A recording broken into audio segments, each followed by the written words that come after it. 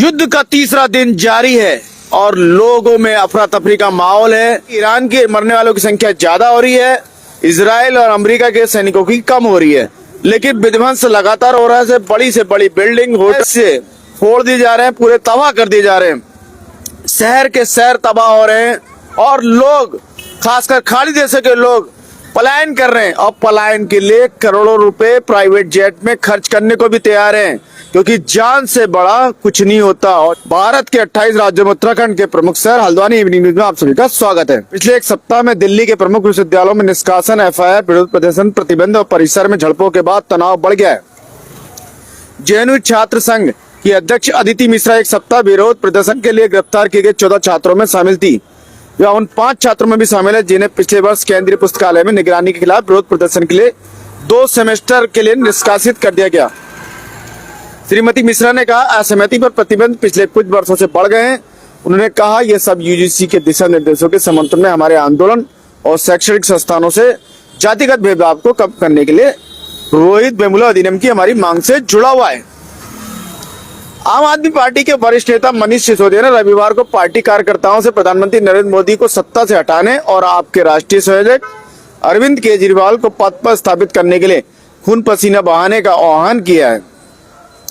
जी हां, श्री केजरीवाल के साथ आबकारी नीति मामले में दिल्ली की एक अदालत द्वारा बरी किए जाने के बाद करीब 48 घंटे बाद सिसोदिया ने जंतर मंतर पर एक संबोधन में दिल्ली में केजरीवाल को सत्ता में लाने और कार्यकर्ताओं के प्रयासों की प्रशंसा की, जबकि आरोप लगाया कि मोदी ने पूर्व मुख्यमंत्री को फर्जी कहानी और झूठ के माध्यम से पद से हटा दिया।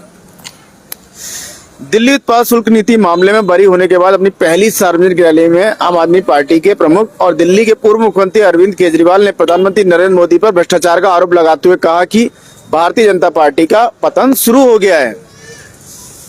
दोस्तों, ये वही जंतर मंतर है जहां से लोगों ने कांग्रेस को सत्ता से बेदखल करने का फैसला किया था।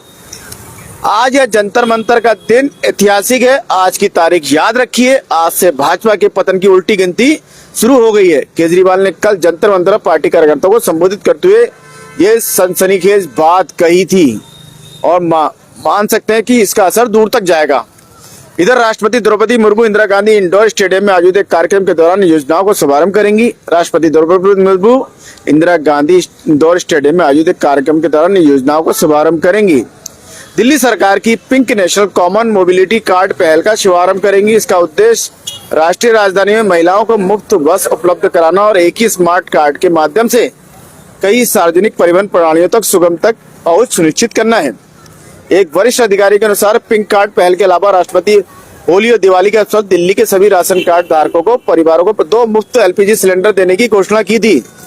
यह घोषणा इंदिरा गांधी इंडोर स्टेडियम में सशक्त नारी समृद्ध दिल्ली शीर्षक वाले कार्यक्रम में की जाएगी। पिंक कार्ड योजना के बारे में बताते हुए अधिकारी ने कहा, 3 प्रकार के मोबिलिटी कार्ड जारी किए जाएंगे। पात्र महिला निवासियों के लिए पिंक, सामान्य यात्रियों के लिए ब्लू और मासिक के लिए ऑरेंज। पहले चरण में पिंक और ब्लू कार्ड जारी किए जाएंगे, ऑरेंज कार्ड बाद में जारी किए जाएंगे।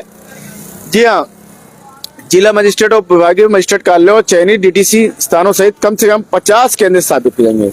सरल और पारदर्शी प्रक्रिया सुनिश्चित करने के लिए न्यूनतम दस्तावेजों की आवश्यकता होगी। प्रत्येक पिन कार्ड लाभार्थी के मोबाइल नंबर आधार कार्ड से जुड़ा होगा।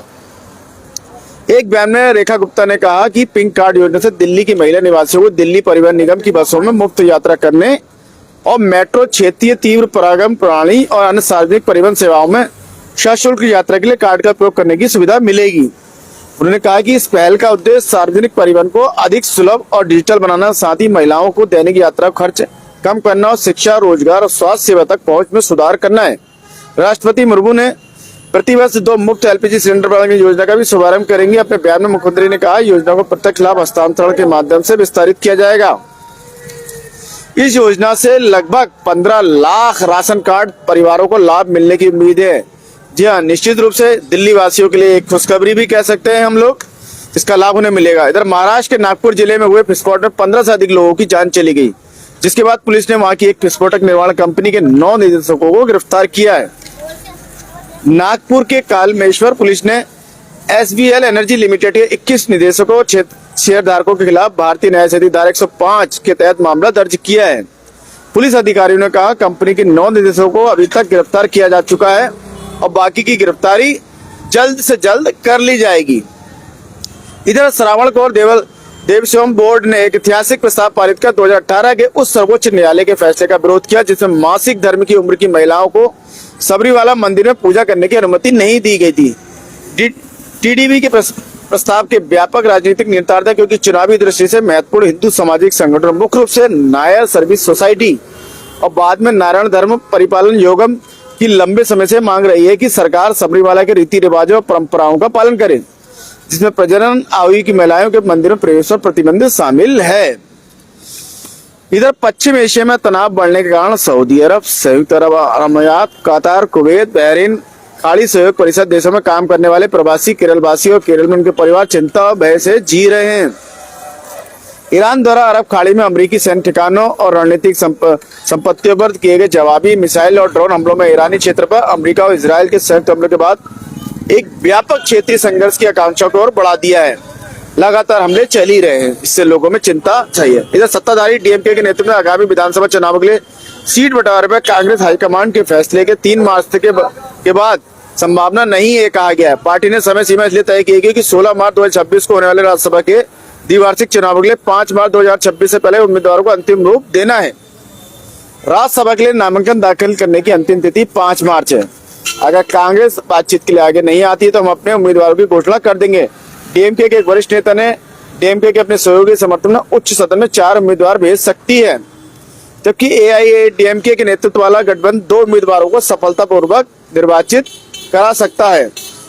तो इसको लेके चल रहा फिलहाल। इधर बेबान साइबर टेक समूह की कंपनी के पूर्व मुख्य कार्यकारी अधिकारी ने मद्रास उच्च न्यायालय में याचिका दायर कर आरोप लगाया कि ओमान स्थित उनकी अध्यक्ष ने दुबई स्थित अपने विला में उन्हें धमकाकर 39 कंपनियों के निदेशक पद से इस्तीफा देने के लिए मजबूर किया, जिन पर कथित तौर पर $76 मिलियन का नुकसान पहुंचाने का आरोप है। ये कंपनियां Bharat, Singapore, Brunei, Taiwan, United kingdom, Australia, Oman, संयुक्त अरब अमीरात, कतर और संयुक्त राज्य अमेरिका में स्थित है। न्यायमूर्ति एन सेंथिल कुमार और राममूर्ति ने दुर्गा प्रसाद द्वारा दायर एक दीवानी मुकदमा सुनवाई करते हुए अंतरिम निषेधाज्ञा जारी की है, जिसमें अध्यक्ष शेख हिंदू सुहेल अल मोहनी एक समझौता समझौते को लागू करने पर रोक दिया है, जिसके तहत वादी ने उन कंपनियों में अपनी हिस्सेदारी भी छोड़ दी है। जी हाँ, और सहमति व्यक्त की है अपनी सौंपने की। 28 फरवरी को अंतिम मतदाता सूची के प्रकाशन के कुछ दिनों बाद पश्चिम बंगाल के कुछ हिस्सों में मतदाता सूची से कथित तौर पर गलत तरीके से नाम हटाए जाने के विरोध में छिटपुट प्रदर्शन शुरू हो गए, जबकि केंद्रीय बलों का राज्य में पहुंचना शुरू हो गया है। 2026 के विधानसभा चुनाव के लिए राज्य की तैयारियों की समीक्षा की गई है। उत्तरी कोलकाता के मानिक तला के निवासियों ने विरोध प्रदर्शन किया और आरोप लगाया कि एक ही मोहल्ले में मतदाता सूची में कम से 270 नाम हटा दिए। उन्होंने अपने मतदान के अधिकार को लेकर चिंता व्यक्त की है और ये लगातार इस तरह की खबरें आ रही है, लोगों का विरोध शुरू हो रहा है। राज्य के मुख्य निर्वाचन अधिकारी द्वारा साझा किए गए आंकड़ों के अनुसार पश्चिम बंगाल में मतदाता सूचियों के विशेष गहन संशोधन के दौरान प्रतीक्षा कर अधिकांश मतदाता अल्पसंख्यक बहुल जिलों से हैं। जी हाँ, अंतिम मतदाता सूची में 60,06,675 मामले विचाराधीन है। मुस्लिम बहुल जिलों में ऐसे मतदाताओं की संख्या सबसे अधिक है। खासकर मुर्शिदाबाद में 11 लाख और मालदा में 8 लाख मतदाता शामिल हैं। वास्तव में बांग्लादेश सीमा से लगे इन दोनों जिलों में विचाराधीन मामलों की संख्या लगभग 1/4 हिस्सा है। दीजानपुर में 4.8 लाख और पराना में 5.9 लाख और दक्षिण में 24 परगना में 5.2 लाख विचाराधीन। इन जिलों में अल्पसंख्यक आबादी का प्रतिशत भी अधिक है। इधर स्थानीय खबरों में हम अगर जाएं तो छोटे मोटे मामले पकड़े गए हैं, कोई शराब के, कोई स्नैक्स का। इधर कमिश्नर ने बधाई दी है तो डीएम ने दयाल जी ने भी बधाई दी है। सीएम ने आज अपने घर में देहरादून में होली का महोत्सव मनाया और आप मेरे पीछे देख सकते हैं, ये हल्द्वानी की प्राचीन रामलीला मोहल्ले का होली का दहन स्थल है और यहाँ पे हर वर्ष होली का दहन मनाया जाता है।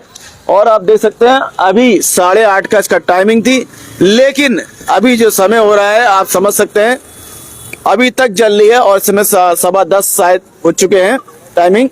तो देख सकते हैं लगातार लोग गन्ने ला रहे हैं घर से, जो कंडे जो पुराने लोग पारंपरिक पूजा पाठ करते हैं और रीति रिवाजों को मानते हैं, वो बाकायदा रंगोली सजाते हैं, कलरफुल सजाते हैं। हालांकि हमारे समय में 7 दिन पहले से हो जाती थी रंगोली और 2 महीने पहले से हम होली खेला करते थे अपने समय में। होली का स्थल है। तो इसी के साथ साथियों नमस्कार, फिर मिलते हैं नई अपडेट के साथ। इसी के साथ जय हिंद।